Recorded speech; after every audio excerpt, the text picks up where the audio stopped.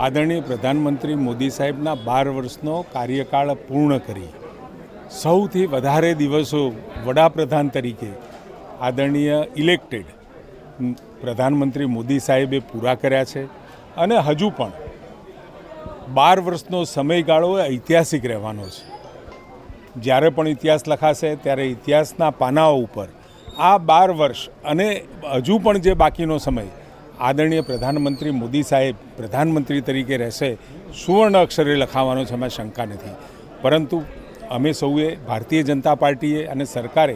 અને કેન્દ્ર સરકારે પણ એ 12 વર્ષના સમયગાળામાં જનકલ્યાણના કામો, જનસેવાના કામો લોકો સુધી પહોંચે અને સાથે વિકાસની નવી ક્ષિતિજો પામતું ગુજરાત અને ભારત વિકસિત થયેલા એના સ્પોટ અને વિકાસના કામોની દરેક જગ્યાએ ધારાસભ્ય, પ્રભારી મંત્રી,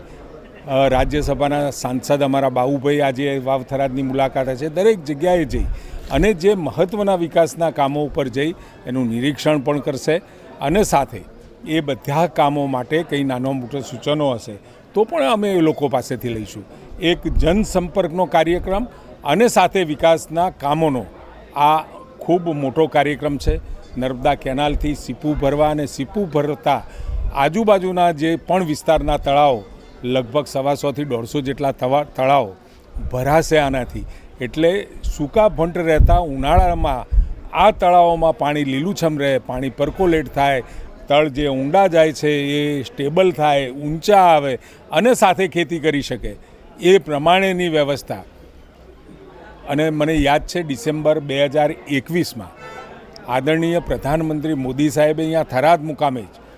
25,000 કરોડના કામોની એમને મંજૂરી આપી હતી અને 25,000 કરોડના કામોનો ખાતમુહૂર્ત થયું હતું। એ પૈકીનું આ પાઇપલાઇન પણ એક કામ છે। ભારતમાલા હોય,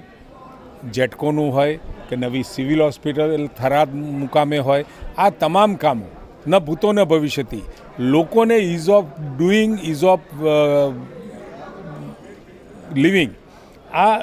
કન્સેપ્ટમાં સારું જીવન ધોરણ મળી રહે, પોતાનું ઘર સશક્ત બને એ માટેના જે કાર્યક્રમો અને જે જનકલ્યાણના કામો સાહેબે કર્યા છે એ લોકો સુધી અને લોકોને મળી અને એને સેલિબ્રેટ કરવાનું નક્કી કર્યું છે।